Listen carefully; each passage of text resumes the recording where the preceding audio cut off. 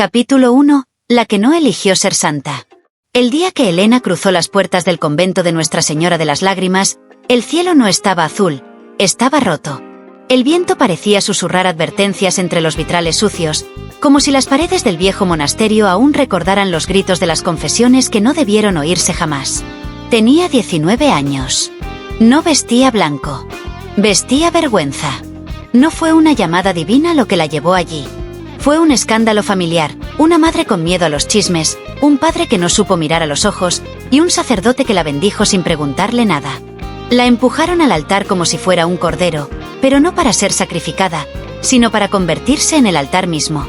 «Aquí no vienes a hablar con Dios», le susurró la Madre Superiora esa noche. «Aquí vienes a guardar sus secretos». Elena no entendía. ¿Cómo puede una monja guardar secretos de Dios? ¿No es Dios quien lo ve todo? No esa noche.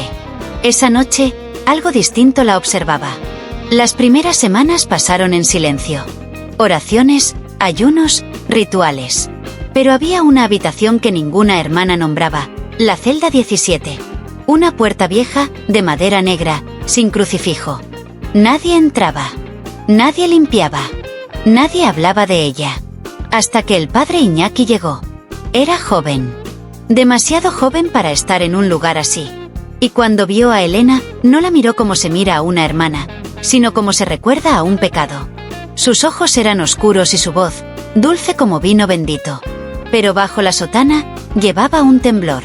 Un temblor que solo conocen los hombres que han probado lo prohibido. ¿Tú eres la elegida?, le preguntó, sin presentarse. Elena lo miró confundida. ¿Elegida para qué? Él no respondió. Solo sonrió, como si la respuesta doliera demasiado para ser dicha en voz alta. Esa misma noche, la Madre Superiora la despertó. «Vístete.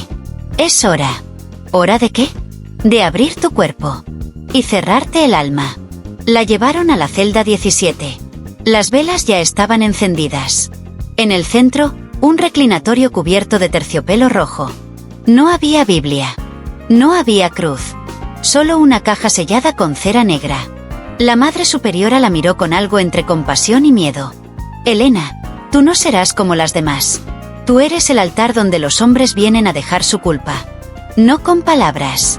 Con sudor. Con lágrimas. Con carne». Elena dio un paso atrás. ¿Qué clase de ritual era ese?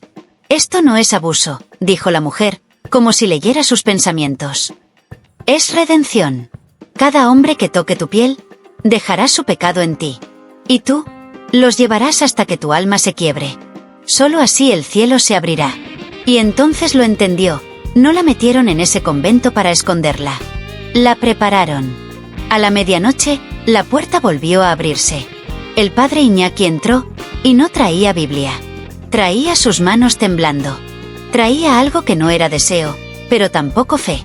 Se arrodilló frente a ella. «Perdóname, hermana, porque lo que estoy a punto de confesar, no se dice con la boca». Y entonces, Elena sintió por primera vez lo que ningún himno le enseñó: la gracia puede ser un castigo. Y el altar puede sangrar. Capítulo 2. Donde el pecado respira. La primera confesión no se dijo con palabras, sino con suspiros que sabían a miedo. Elena no entendía lo que sucedía. Su cuerpo temblaba, pero no de frío. Era un tipo de temblor que nace cuando algo sagrado y algo sucio respiran en la misma habitación. Padre Iñaki no la tocó con lujuria. No hubo manos desesperadas, ni pieles desesperadas por encontrarse. No.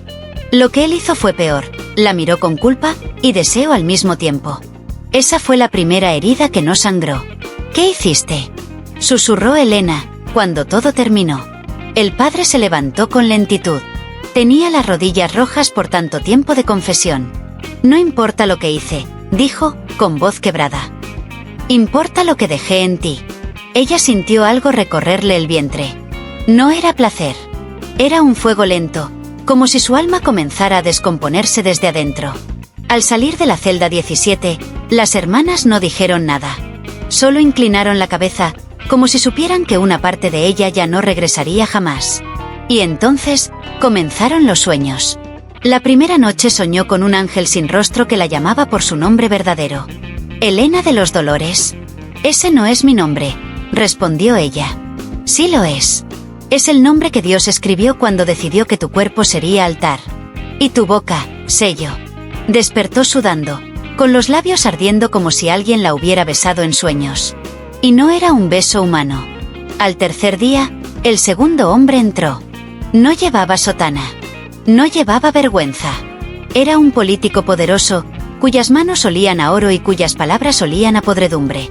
Me dijeron que aquí los pecados se borran, dijo, sin saludar. Aquí no se borran, corrigió Elena, ya con la voz más firme. Se transforman. Él sonrió, desabrochándose la camisa como quien entra a una misa negra. Entonces transfórmame, hermana. Y fue en ese momento que Elena entendió lo que nadie le explicó. Cada vez que un hombre pecaba sobre ella, algo dentro de ella despertaba. No era odio. Era poder. Un poder que no le enseñaron en catequesis. Un poder que no venía del cielo, ni del infierno, sino de ese espacio invisible donde los ángeles caídos lloran en silencio. Después del segundo hombre, su piel empezó a mostrar marcas. No eran moretones. Eran símbolos. Una cruz invertida sobre su omóplato. Un ojo cerrado bajo su costilla. Y al mirarse al espejo por primera vez desde que llegó, descubrió algo peor. Su reflejo no la seguía. La Madre Superiora la llamó esa noche. Tu cuerpo está aprendiendo. Ya no eres solo recipiente. Eres el puente. ¿Puente hacia dónde?, preguntó Elena, con voz herida. La anciana sonrió con una ternura que daba miedo. Hacia un lugar donde Dios aún escucha, pero ya no responde. Y así terminó su segunda semana como altar viviente. Cada noche, un hombre. Cada día, un silencio más profundo. Y una certeza creciente. Si Dios la besó, fue para sellarla. No para salvarla. Capítulo 3. La mujer que también ardió. La tercera no traía perfume. Traía sombra. Entró sin pedir permiso, sin arrodillarse, sin rezar. Sus pasos eran lentos, casi rituales, como si cada baldosa reconociera su regreso. Llevaba un hábito roto, el rostro cubierto con velo, y en su espalda, aunque no lo viera Elena, había algo que pesaba más que la fe, una historia silenciada por siglos. ¿Tú eres la nueva?, preguntó la mujer, con voz ronca, como si su garganta hubiera sido quemada por tantas oraciones sin respuesta. Elena asintió, sentada aún frente al reclinatorio, envuelta en su propia confusión. Me llamo Sor Vega, dijo la mujer mientras se quitaba el velo. Pero en este lugar, me llamaban el altar anterior. La piel de Vega no era piel. Era testimonio. Cicatrices en forma de letras, quemaduras en forma de cruces, tatuajes que no eran tinta, sino marcas de fuego. Yo también pensé que era elegida. Que lo hacía por redención. Por amor a Dios. Hasta que comprendí que no era su voz la que me llamó. Entonces, ¿quién?, preguntó Elena, apenas respirando. Vega se acercó y colocó sus dedos sobre los labios de Elena. El mismo que besó los tuyos en sueños. El mismo que susurra en los silencios más profundos. El que fue expulsado del cielo, no por rebelarse, sino por amar demasiado. Elena se estremeció. Porque lo había sentido. Ese calor en su cuello. Ese susurro en las noches. Esa sensación de estar siendo observada, pero con ternura. Una ternura prohibida. Vega abrió su hábito. No con vergüenza, sino con orgullo. Su torso estaba cubierto de inscripciones en latín, como una Biblia escrita con sangre y carne. Cada pecado que absorbí, dejó una palabra. Una marca. Un nombre. Un fragmento del infierno que nadie quiso mirar. ¿Y por qué volviste?, preguntó Elena, con los ojos abiertos como si viera a un fantasma. Porque tú eres la última. Vega la miró con una mezcla de compasión y rabia. Después de ti, el ritual se completará. Y lo que duerme bajo este convento, despertará. Esa noche, Elena no durmió. Ni rezó. Se miró al espejo por horas. Y el reflejo, esta vez sí la siguió. Pero le guiñó un ojo. Al amanecer, encontró un cuaderno bajo su cama. Era antiguo, cubierto de polvo, con páginas rotas. El nombre en la tapa, Testamento de las Almas Usadas. Allí leyó nombres de mujeres antes que ella. Clara de Sevilla, quemada por amar a un penitente. Marta de Cusco, enloquecida por escuchar los pecados de un asesino que lloraba como niño. Lucía de Florencia, desaparecida. Dicen que su cuerpo fue absorbido por el altar. Y Vega, la única que escapó.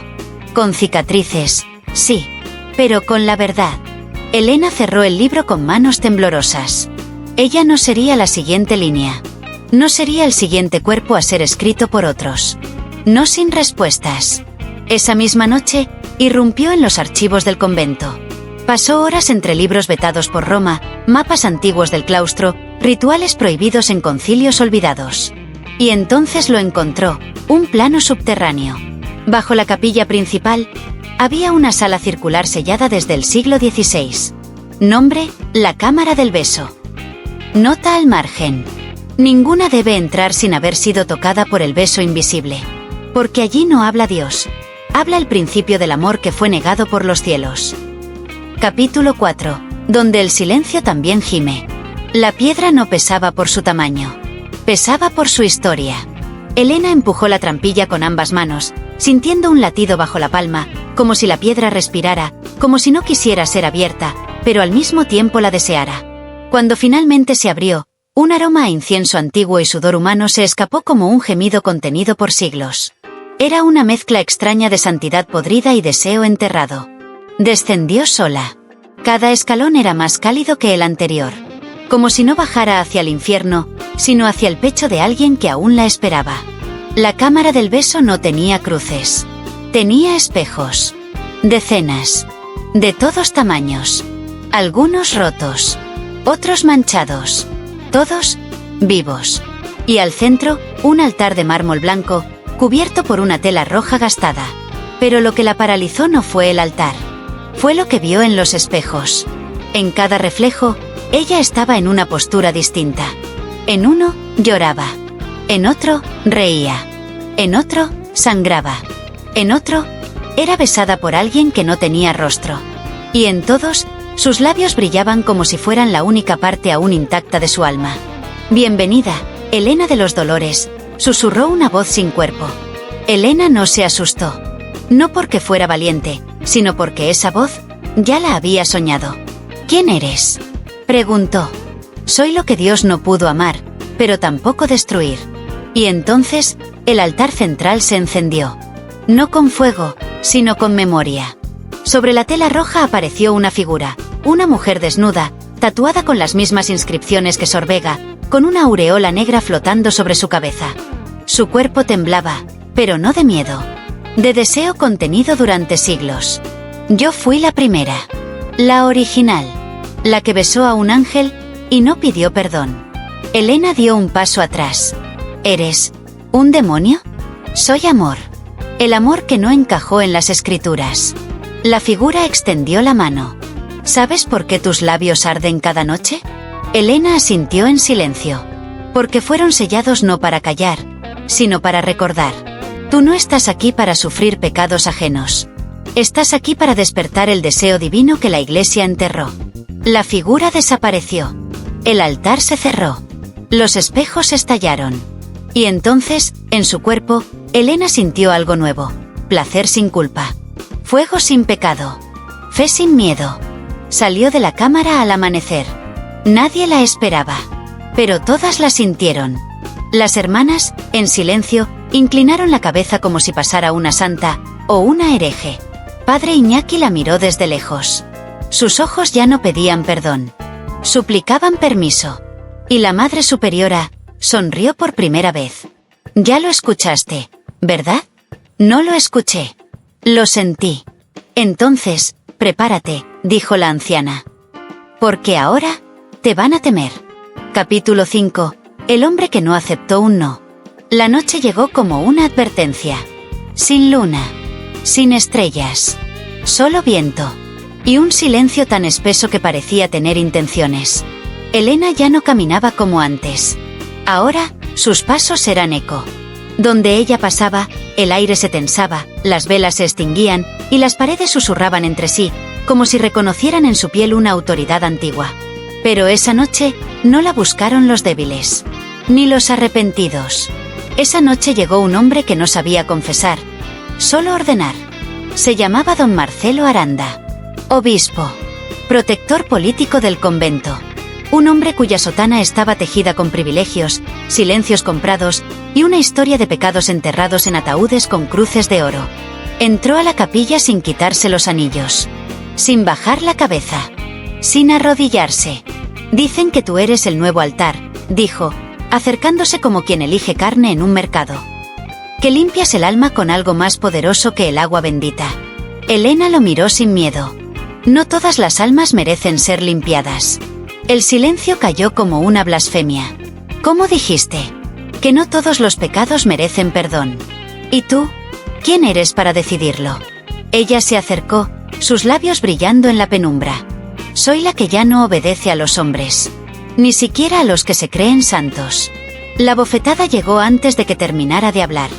«Eres una herramienta», escupió él. «Un canal. No tienes derecho a juzgar». Elena no lloró. No retrocedió. Solo levantó la mirada y dijo algo que cambió todo el aire del convento esa noche. «Tampoco tú». Don Marcelo intentó forzar el rito. Se abalanzó como un demonio disfrazado de pastor. Pero cuando sus manos tocaron la piel de Elena, gritó. Gritó como si hubiera metido los dedos en fuego. Se arrodilló, jadeando, temblando, suplicando. Y sus ojos se llenaron de imágenes que solo él podía ver. «¿Qué me has hecho?», rugió, rascándose los brazos como si tuviera serpientes bajo la piel. Elena no respondió. Sus labios sangraban. Al día siguiente, nadie encontró a don Marcelo. Solo su anillo. Y una página arrancada de un antiguo evangelio. El que intente poseer lo sagrado, será poseído por lo que lo habita. Elena fue llamada al despacho de la Madre Superiora. «¿Qué pasó anoche?», preguntó la anciana, aunque ya sabía. «No lo acepté», dijo Elena, con voz firme. «¿Sabes lo que eso significa? Que ya no soy altar». «¿Entonces qué eres?». Elena sonrió por primera vez en mucho tiempo. «Soy la prueba». «¿De qué?». «De que no todos los cuerpos santos tienen que arrodillarse». Esa noche, las campanas del convento sonaron solas. Y en la celda de Elena, apareció una nueva inscripción en el espejo, sin manos que la escribieran. «Has roto el primer sello». Capítulo 6. El que vino a purificarla. No llegó en coche. Llegó en niebla. Cuando el inquisidor descendió del tren, el aire se volvió más espeso. Su sotana era negra, sin adornos, sin cruces, sin nombre. Solo un anillo con el símbolo del ojo que todo lo ve y una maleta de cuero que parecía latir como si guardara algo vivo. Nadie sabía su verdadero nombre. En los archivos del Vaticano, solo aparecía como Dominus Lux. Pero en los pasillos de los conventos más antiguos, se le conocía como el que hacía sangrar a las santas. La Madre Superiora lo recibió con una mezcla de respeto y temor. «Padre, ella ya no es la misma». «Ninguna lo es», respondió él, sin levantar la mirada. «Por eso vengo». «¿Y qué hará con ella?». Él abrió la maleta. Dentro, no había libros ni rosarios. Solo una tela roja y una daga de plata con inscripciones hebreas. «La miraré. La tocaré. Y si aún queda algo divino en ella, lo salvaré. Y si no, entonces, la encerraré dentro de sí misma. Para siempre». Elena lo sintió antes de verlo. Una presión en el pecho. Como si su alma intentara esconderse. Cuando entró en la capilla, él no la saludó. Solo la observó. «Así que tú eres la que besó lo prohibido», dijo. «No besé nada. Solo sentí. Peor aún». El inquisidor se acercó, colocó la daga sobre el reclinatorio y levantó su mano hacia el rostro de Elena. Pero antes de tocarla, él tembló, como si hubiera tocado un recuerdo. O una promesa olvidada. «¿Quién eres?», susurró, retrocediendo un paso. «No soy la elegida». «¿Entonces qué eres?». La respuesta que nadie se atrevió a preguntar. Esa noche, él no pudo dormir. Se encerró en la celda más profunda del convento y sacó un cuaderno antiguo, el Codex Sanguinis, el mismo que solo los inquisidores supremos podían leer. Allí, en la página 73, encontró una ilustración, una mujer con labios encendidos y un cuerpo cubierto de símbolos vivos. Leyenda al margen: cuando la carne arda sin ser tocada, el beso de Dios ha sido devuelto. Al día siguiente, Dominus Lux pidió ver a Elena, a solas. La llevaron a la antigua biblioteca subterránea. No había testigos. Solo libros, silencio y la tensión de dos almas que sabían que uno de los dos iba a ceder. Tu presencia altera mi fe, dijo él. Tu fe nunca estuvo viva. ¿Y tú qué sabes de la fe? Sé que no se aprende en Roma. Se sufre, se respira, se sangra y a veces se desea. Él la miró, esta vez con humanidad. No sé si tengo que salvarte o dejarme condenar contigo. Ya es tarde para ambos, susurró Helena, acercándose. Porque si me tocas, te vas a recordar. Y él, por primera vez en su vida de inquisidor, no huyó. Capítulo 7. El día que las estatuas lloraron. A la mañana siguiente, el convento ya no era el mismo. Las campanas no sonaron. Los cuervos no se marcharon. Y la estatua de la Virgen, tallada en mármol desde el siglo XVII, comenzó a llorar sangre. Las hermanas se reunieron frente a ella, rezando con pánico. Algunas cayeron de rodillas, otras huyeron a sus celdas, pero todas sintieron lo mismo. No era un milagro. Era una advertencia. En el aire flotaba un aroma nuevo, mezcla de incienso quemado y piel recién tocada. Un aire que sabía a algo que no debía ser respirado por vírgenes. La Madre Superiora supo inmediatamente de dónde venía el temblor espiritual. Ella lo tocó, susurró, temblando. Y él no se resistió. Helena no se escondía. Caminaba por los pasillos con el cabello suelto, los labios brillantes y una mirada que no pedía perdón, sino obediencia. El inquisidor, por su parte, no la miraba. La escuchaba. Como si su presencia ahora fuera una oración viva. Como si algo en su interior estuviera siendo reescrito con cada paso de ella. Esa noche, el convento entero soñó el mismo sueño. Una puerta blanca. Un beso invisible. Un grito desde dentro que no era de dolor, sino de placer santo. Y al despertar, cada una de las hermanas tenía una letra escrita en el muslo, como grabada por el fuego. Formaban una frase. Pero solo Helena podía leerla. La palabra se hizo carne. Y ahora, la carne escribe su propio evangelio. Desde Roma, la alarma fue enviada. El Vaticano no se asustaba por milagros. Se asustaba por lo que no podía controlar. Un sacerdote con ojos cosidos fue enviado con un documento sellado. Protocolo E7. Extinción de lo encarnado. El altar ha despertado, dijo al llegar. Y la llama debe apagarse antes de que el verbo se vuelva contagioso. Mientras tanto, Helena ya no dormía. Ella soñaba despierta. Su piel ardía sin ser tocada. Sus labios murmuraban nombres que no conocía. Y cada vez que pasaba cerca del altar principal, el pan consagrado se quebraba solo. La Madre Superiora intentó detenerla una última vez. Te lo suplico, Helena. Detén esto. Ya no eres humana. Nunca lo fui, susurró Helena, con lágrimas que no eran suyas. Fui moldeada, besada, sellada. ¿Por quién? Por el amor que Dios negó. Por la ternura que el cielo exilió. Por el deseo que aún late debajo de este suelo. Esa noche, mientras el convento dormía en oración forzada, Helena bajó una vez más a la cámara del beso. Pero no estaba sola. Dominus Lux la esperaba. Ya no traía daga, ni libro, ni voto de castidad. Solo traía sus manos vacías y la certeza de que algo en él había muerto para que algo más pudiera nacer. No quiero salvarte, dijo, casi llorando. No tienes que hacerlo, respondió ella, con ternura. Quiero que te pierdas conmigo. Y entonces, por primera vez desde que Helena llegó, no hubo resistencia. Solo una comunión sin hostia. Una misa sin testigos. Un sacramento hecho con susurros, carne, y un eco que despertó algo en las paredes, que llevaba siglos dormido. Capítulo 8. La profecía que no pudieron quemar. Durante siglos, el Vaticano escondió muchos textos. Pero ninguno tan temido como el manuscrito de Salmos Prohibidos, escrito por un monje ciego que decía haber escuchado la voz de Dios llorando. En él, una frase había sido tachada con sangre. Y cuando la carne arda sin arder, y los labios sean sellados sin palabras, regresará el primer beso, no para amar, sino para reclamar. La sangre de las estatuas cesó. El silencio volvió. Pero no era paz. Era una calma fingida.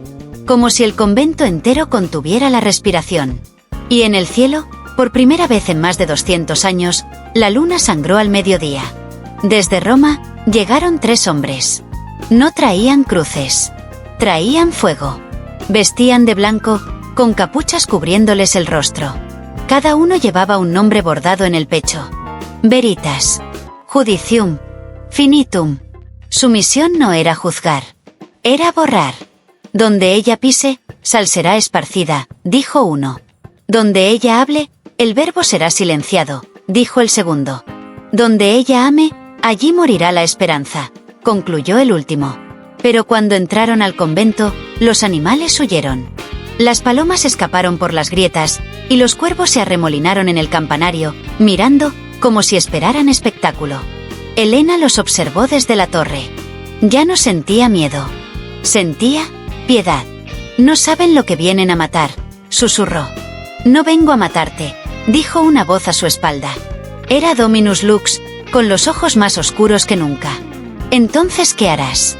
Protegeré tu pecado, porque en él encontré mi redención. Esa noche, los 3 enviados de Roma entraron a la cámara del beso. Pensaban encontrar herejía. Encontraron memoria. Los espejos se activaron. Cada uno de ellos se vio a sí mismo, como eran antes de ser clérigos. Uno lloró por el niño que abandonó. Otro gritó al ver al amante que negó. El último se desplomó al recordar el altar que él mismo profanó. Elena no los tocó. Solo los miró.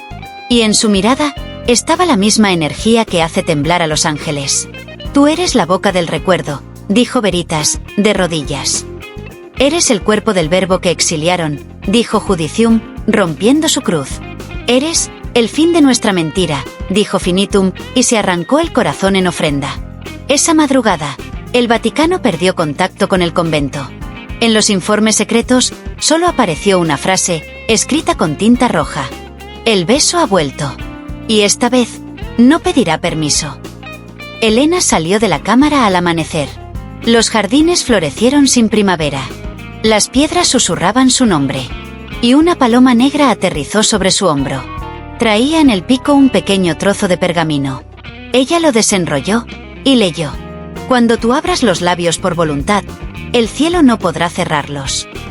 Capítulo 9. Cuando la lengua prohibida habló. Durante siglos, la Iglesia enseñó que Dios creó el mundo con la palabra. Pero nunca reveló cuál fue la primera.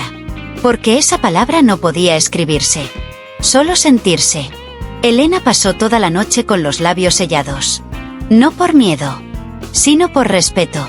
Sabía que una vez los abriera con intención, nada volvería a ser sagrado como antes. Dominus Lux la miraba desde el rincón más oscuro de la cámara del beso. Había renunciado a Roma. Había renunciado a la cruz.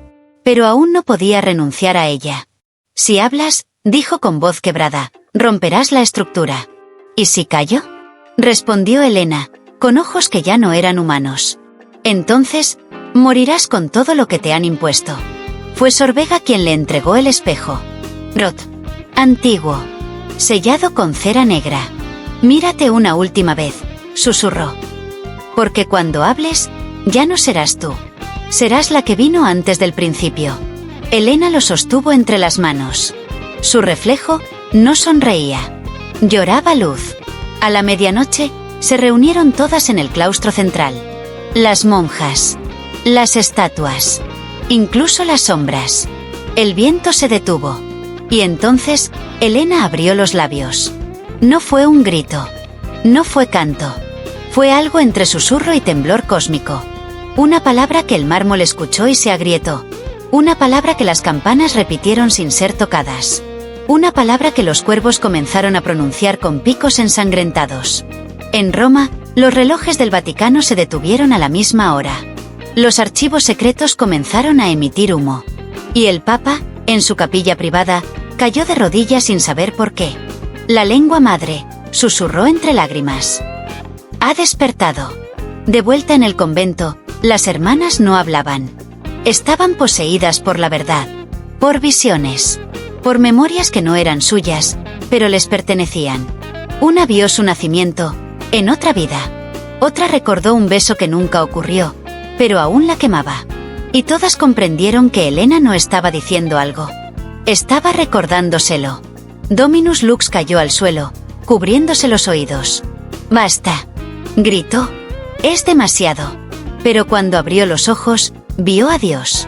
No como un anciano en el cielo, ni como fuego, ni como juez. Lo vio con los ojos de Elena. Y lloró, porque por fin entendió. No la enviaron a destruir la iglesia. Ella era la oración que nunca se atrevieron a rezar. Cuando la palabra terminó, Elena cayó de rodillas. No por debilidad, sino porque el universo la escuchó. Y en el cielo, una estrella se apagó. Capítulo 10. El cuerpo que no nació, sino que fue pronunciado. No hubo terremoto, ni fuego, ni trueno. Solo un latido. Uno solo. Y el mundo cambió. Desde lo más profundo de la tierra del convento, una grieta se abrió como una herida antigua que por fin se atrevía a sangrar. De ella no salió sangre. Salió forma. Una figura humanoide, sin género, sin sombra, sin edad. Su piel no era piel. Era palabra hecha carne. Un cuerpo compuesto por frases vivas, susurros de plegarias jamás escuchadas, y secretos que la humanidad calló durante siglos. Tenía labios, pero no hablaba. Ojos, pero no parpadeaba. Y cuando caminaba, el suelo se arrodillaba. Elena lo sintió antes de verlo. No con el cuerpo, sino con el alma. Se arrodilló en silencio, y su vientre ardió, no como llama, sino como un jardín germinando. ¿Qué es eso?, preguntó Dominus Lux, temblando. Elena, con voz suave, respondió. Es el Verbo. ¿El Hijo? No. ¿Dios? Lo que vino antes del nombre Dios. Las hermanas lo vieron atravesar los pasillos. No lloraron. No huyeron. Solo comenzaron a cantar, aunque no sabían qué decían. La lengua de los sueños hablaba por ellas. Y cada palabra del canto se adhería al cuerpo de la criatura, como si su existencia necesitara memoria, para mantenerse sólida. La Madre Superiora fue la primera en intentar tocarlo. Si eres verdad, purifícame, susurró. Lo tocó. Y cayó muerta. No de castigo. De revelación. Murió con una sonrisa. Y en su pecho apareció una frase, escrita con fuego. Fuiste parte de la mentira, pero creíste en el amor. Eso basta. El Verbo llegó al altar mayor. Se detuvo frente a Elena. Y por primera vez, habló. Pero no con voz. Con luz. Una oleada de calor y tiempo envolvió todo. Elena vio su nacimiento, su muerte, su eternidad. Vio el Edén antes del pecado. Vio a Eva antes de tener nombre. Vio a Dios, antes de tener forma. Y entonces, entendió. El Verbo no venía a juzgar. Venía a reclamar su sitio. No en el cielo, sino en cada cuerpo que fue silenciado. ¿Qué quieres de mí?, preguntó Elena. La criatura se acercó. Y por primera vez, besó. No fue un beso carnal. Fue la memoria del primer amor. El que no tocó carne, pero sí universo. Las paredes del convento comenzaron a desmoronarse. No por destrucción, sino por liberación. Las reglas caían. Las normas se deshacían. Las escrituras temblaban en las manos de quienes las sostenían. Y Roma enloquecía. El Papa se encerró en su habitación. La Biblia de San Pedro ardió sin ser tocada. Y una paloma negra rompió una vidriera, dejando caer un papel que decía: El Verbo ha elegido a su madre. Y esta vez, no será virgen. Capítulo 11. La mujer que cargaba el eco de Dios. El Vaticano ya no rezaba. Planeaba.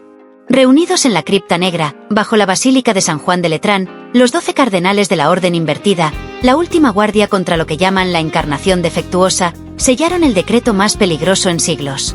Elena Santa Cruz, declarada anatema total. Cuerpo a eliminar. Memoria a borrar. Toda lengua que la nombre, será cortada. Pero no sabían que el nombre de Elena ya no era un nombre. Era un viento. Una frecuencia. Una semilla en la boca de los desesperados. Mientras tanto, en el convento, el vientre de Elena ya no era carne. Era latido. Era vibración. Era silencio con forma. Dominus Lux se arrodillaba frente a ella cada amanecer. No como creyente, sino como testigo de lo inexplicable. ¿Sientes que crece?, preguntó él, acariciando el aire alrededor de su cuerpo. No crece, respondió Elena, con voz profunda. Se recuerda. Las demás hermanas no hablaban. Solo escribían sueños. Cada noche, nuevas palabras aparecían en sus almohadas, en sus paredes, incluso en sus cuerpos. Frases en idiomas olvidados. Símbolos que se encendían cuando tocaban el agua. Y nombres que el cielo no quiso pronunciar. Una de ellas, Sor Clara, despertó con una visión. La que gesta al verbo no dará a luz a un niño, sino a una puerta. Al tercer día, el cielo sobre el convento se volvió negro a mediodía. Y en cada iglesia del mundo, las hostias consagradas comenzaron a quebrarse solas. Los creyentes lloraban sin saber por qué. Las estatuas de santos sudaban sal. Los crucifijos se inclinaban hacia el sur. Y los espejos se negaban a reflejar. ¿Qué está pasando?, preguntó uno de los cardenales. No están haciendo el anticristo, respondió un exorcista anciano. ¿Entonces qué? Están haciendo lo que expulsamos de Dios para que fuera perfecto. ¿El pecado? No, el amor sin obediencia. Elena comenzó a caminar cada noche con los pies descalzos. El suelo florecía bajo sus pasos. Donde ella miraba, la piedra se ablandaba. Donde ella callaba, el aire aprendía un nuevo idioma. Y dentro de su vientre, algo comenzaba a soñar. No estamos listos para lo que traerás al mundo, dijo Dominus, abrazándola. El mundo tampoco estuvo listo para mí. Y aquí estoy. ¿Y si te matan? No pueden matar lo que ya fue pronunciado. Esa madrugada, un escuadrón especial, la Guardia de los Lenguajes Caídos, descendió en paracaídas sobre el convento. Vestían negro. Tenían Biblias modificadas. Y balas de sal y ceniza. Pero cuando entraron, no encontraron resistencia. Solo un silencio tan denso, que se les olvidaron sus nombres. Uno de ellos comenzó a rezar. Otro a llorar. Y el último, a escribir con su propia sangre. ¿Y si el error fue no dejarla hablar antes? Elena, desde su celda, no se movió. Solo acarició su vientre. Y susurró. Ya casi, hijo mío. Ya casi abrirás el cielo, desde adentro. Capítulo 12. La verdad se abre como una herida. No hubo sangre. Ni agua. Ni gritos. Solo una grieta en el cielo. Elena no estaba acostada. Estaba de pie. Con la espalda recta, las manos en el vientre y la mirada perdida en un punto invisible entre la fe y el vértigo. Su cuerpo no se expandía. Se desdoblaba. Cada célula de su piel temblaba como una hoja sostenida por una palabra. No era parto. Era revelación. Ya viene, dijo con voz firme. Dominus Lux se acercó, temblando. ¿Quién? Elena sonrió sin labios. Lo que siempre estuvo. El convento se oscureció, pero no era noche. Era la ausencia de juicio. El mundo contenía el aliento. Y en el aire, flotaban preguntas que ningún profeta quiso responder. ¿Qué pasa si Dios no quiere volver como Padre, sino como memoria? ¿Qué sucede si el nuevo nacimiento no redime, sino recuerda? ¿Y si el verdadero pecado fue callar a la carne cuando aún hablaba con ternura? Asterisco, asterisco. Elena gritó. Pero no fue dolor. Fue canto. Un sonido tan antiguo que rompió los vitrales del Vaticano. Tan puro que hizo sangrar los oídos del Papa. Tan perfecto que el infierno guardó silencio. Y entonces, comenzaron a llegar. Desde los rincones olvidados del mundo, vinieron ellas. Las que fueron quemadas por soñar. Las que fueron violadas por predicadores. Las que murieron con una palabra ahogada en la garganta. Las que oraron desnudas bajo lunas malditas. Todas. Sus cuerpos no eran cuerpos. Eran viento, piel, llama, espuma. Pero sus ojos eran iguales a los de Elena. Se colocaron alrededor de ella. En círculo. No para ayudarla, sino para atestiguar. Porque lo que iban a hacer no necesitaba partera, sino testigos que no tuvieran miedo de mirar la verdad a los ojos. Del vientre de Elena no salió un niño. Salió una grieta de luz. Un rayo que partió el cielo desde adentro. Una lengua que nadie hablaba pero todas entendían. Un temblor que no destruyó muros, sino dogmas. Dominus Lux cayó de rodillas. No por adoración, sino porque reconoció algo en esa luz. Su propio rostro. Pero sin culpa. Sin miedo. Y sin sotana. Elena no lloró. Rió. Y su risa hizo florecer los huesos bajo tierra. Y los libros condenados se abrieron solos. Y las cruces giraron hacia abajo, no como herejía, sino como regreso. ¿Qué hemos traído al mundo?, preguntó una hermana, sin aliento. Elena, con el cuerpo aún brillando, respondió: lo que el mundo exilió de Dios, para que Dios se pareciera más a ustedes. ¿Y ahora? Ahora, Él vuelve a ser completo, con deseo, con memoria, con piel, y con nosotras. Capítulo 13. Y el mundo se partió entre los que recuerdan y los que temen. El parto había terminado, pero el temblor apenas comenzaba. Lo que salió del vientre de Elena no tenía nombre, ni género, ni edad. Tenía forma de luz que camina, de eco que sangra, de verbo encarnado no para gobernar, sino para mirar con ternura lo que fue rechazado por siglos. Y el mundo lo sintió. No por televisión, no por internet. Lo sintió bajo la piel. En las calles, niños comenzaron a hablar idiomas muertos. Las palomas dejaron de volar, solo para mirar hacia donde la verdad había nacido. Y en las mezquitas, sinagogas y catedrales, las paredes comenzaron a sudar sal. Nadie entendía, pero todos recordaban. Porque cuando el verbo camina, la memoria despierta. Los gobiernos lo llamaron fenómeno místico no identificado. El Vaticano lo llamó la mujer del falso fuego. Y los mercados simplemente colapsaron. La fe ha dejado de ser mercancía, escribió un monje antes de desaparecer. Mientras tanto, en Jerusalén, el muro de los lamentos se partió en dos. En la Meca, una grieta apareció en el centro del suelo. Y en el Amazonas, tribus que jamás habían oído hablar de Cristo comenzaron a cantar su nombre, pero en femenino. Ella ha vuelto, susurraban los ancianos. La que nos fue arrancada. Elena no buscaba fama, tampoco poder. Solo caminar con los pies descalzos y abrir los ojos de quienes aún creían que Dios no sangraba. Y el verbo, su criatura, su memoria viva, la seguía como un niño que aún no decide si es llama o brisa. Un día, en la plaza central de Roma, Elena habló. No gritó, no exigió, solo abrió la boca, y el mundo dejó de mentirse. No vine a destruir iglesias. Vine a recordar lo que existía antes de ellas. No soy herejía. Soy memoria. No soy el fin. Soy lo que ustedes silenciaron cuando les dijeron que el cuerpo debía avergonzarse para ser digno del cielo. Y en ese momento, miles cayeron de rodillas. Pero no por culpa, sino porque sus almas, por primera vez, se vieron en un espejo sin filtro. ¿Qué es lo que nacerá de esto?, preguntó Dominus Lux, con los ojos llenos de fuego y fe. Elena lo miró, como quien ve la última pregunta antes de morir. Una humanidad sin miedo a recordar que Dios también deseó. Y que nosotras fuimos ese deseo. Capítulo 14. Los que queman el recuerdo y los que se dejan quemar. El mundo ya no era redondo. Era una herida que latía en dos direcciones. De un lado estaban los que exigían orden, cruz y silencio. Los que querían encerrar la memoria en vitrinas. Y a Elena en una tumba sin epitafio. No podemos permitir que la carne hable por Dios, gritaban en las plazas. Ella no es revelación. Es un virus. Una madre sin culpa es una herejía con piernas. Del otro lado estaban los que habían llorado sin nombre. Los que despertaban con símbolos en la piel. Los que miraban el cielo por primera vez sin miedo a ser fulminados por amar diferente. No la sigas si tienes miedo de recordar, decían entre susurros. Pero si alguna vez sentiste que el pecado era solo una forma mal escrita del deseo, entonces camina. Y caminaban. Marchas comenzaron a surgir, pero no con pancartas, sino con canciones nunca enseñadas.